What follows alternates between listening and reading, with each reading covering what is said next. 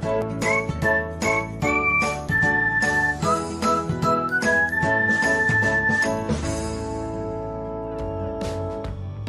everyone, welcome back to another episode of Technology Glance. Today in this video, I'm going to guide you through how you can enable basic protection on Imo HD. So let's get started. Firstly, open Imo HD app in your device.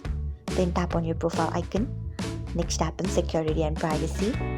Then tap on login protection. Next you can see the option of basic protection.